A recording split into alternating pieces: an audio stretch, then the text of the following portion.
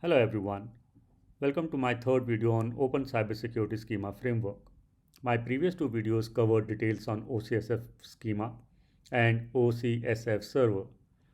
In this video, we will be reviewing changes carried out by OCSF Schema in the month of September. OCSF has graduated from version 0.18 to 0.22 with about 100 plus commits and about 60 plus files getting affected as a result of those commits.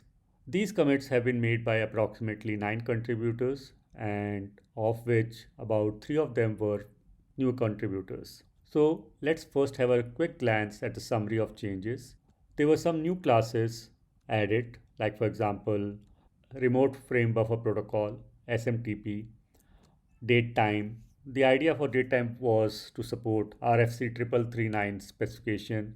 There were changes like new attributes to capture data related to attack metrics and security events. There were changes related to suffixes like underscore time being replaced by underscore DUR. There were consolidations like client and server getting merged into device and removal of cloud underscore VM events class from cloud category and introduction of new virtual machine class under systems category. This has been done to address scenarios where virtual machines may have been deployed on desktops and laptops, which was not actually getting covered as part of the cloud underscore VM event class. So this is like, revisiting and updating and revalidating the old definitions as well. Now, let's get into details of these changes.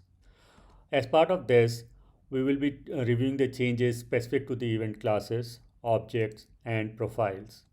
So the first one is cloud category, and there are two classes out here which have been impacted: cloud storage and cloud VM. As we just saw in the summary section, cloud VM class has been removed.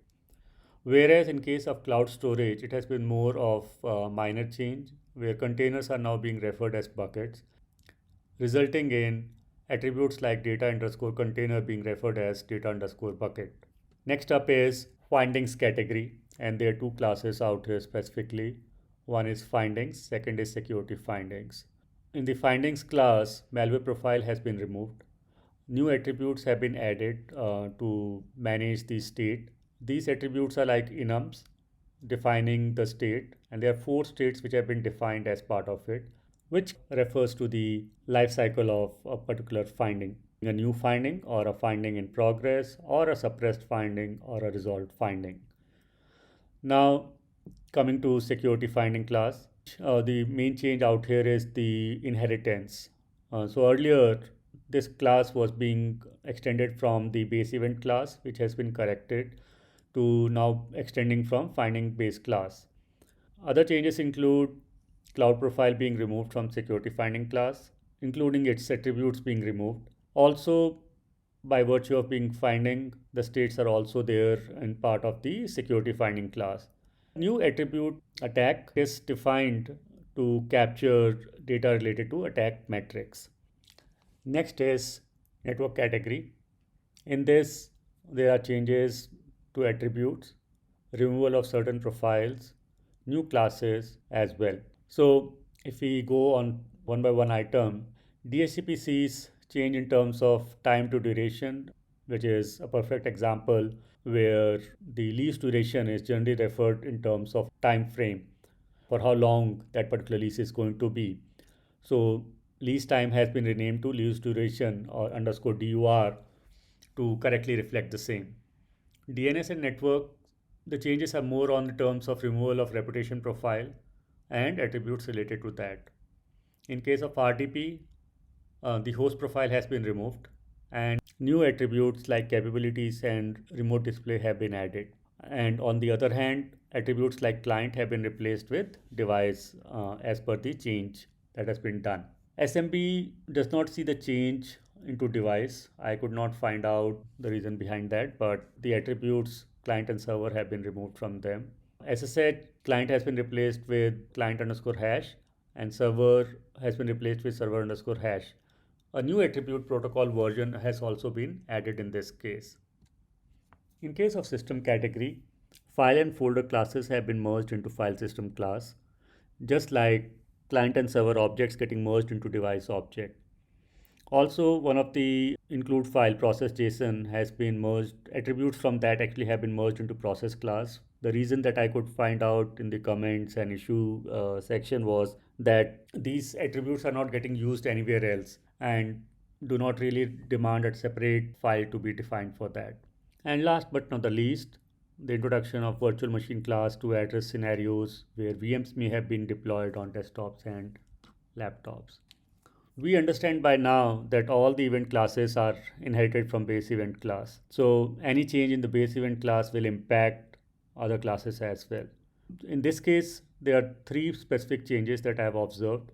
Number one is the introduction of datetime profile and also inheritance of attributes from datetime profile. The attribute underscore raw underscore data, which was used to store raw data, has been now renamed to raw data without underscore prefix. The product attribute has also been removed from base event class. By now, we have seen the changes in the event classes. Now, we'll look at the changes which have been done into the objects or related to the objects. There are many changes actually. I've tried to put them together by the type of change that I've observed.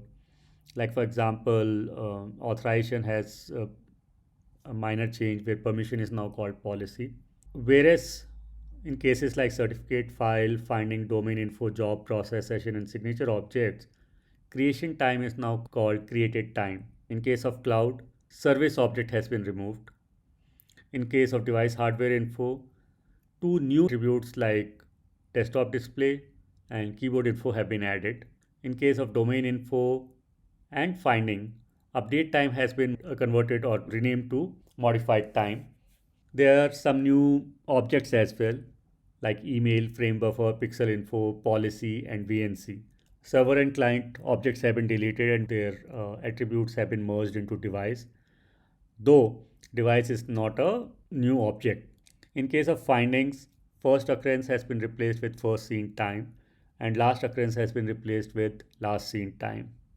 In case of identity, authorization is replaced with authorizations. In case of metadata, underscore is removed and underscore UID is now called UID. Also, the product attribute has been moved in here. There are other changes like module has a new attribute called start address. Network connection has renaming of the attributes traffic path to boundary, traffic path ID to boundary ID. Network proxy has two new attributes, SVC name and UID. The profiles attribute has been removed from the object. Peripheral device vendor attribute has been renamed to vendor name. Termination time attribute of process has been renamed to terminated time. Product has new attribute called vendor name. Reputation has a new attribute called provider. And TLS, rename of attribute from handshake time to handshake duration. URL, categories, and category ID are two new attributes. So this sums up changes that I've observed in the objects. Now let's look at what changes have been done to the profiles. So as we saw reference to date time earlier, new profile date time has been added as per RFC 3339.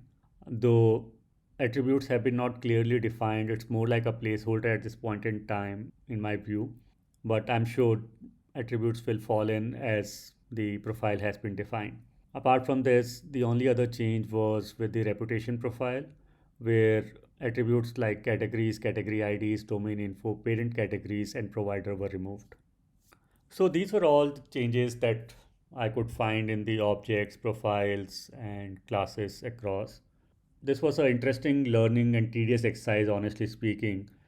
It was a journey where, when I started doing it, I thought it would be easy to calculate the changes in the commits and just going through a diff file to find out changes and just write them down and share with the audience. But reality was that when I started looking at these changes, in between the merge commits, the changes were, getting changed again and again and again. So it was not like that in the 1 month journey, there was only a change done once and not done again. So, imagine a scenario that, first commit that you saw had a new attribute introduced, whereas maybe 15 days later that attribute has been removed. So, it was all in all a very interesting exercise, and I hope this would be useful to you. Thank you for watching this, and please do share your thoughts and views about OCSF in the comment section. Thanks.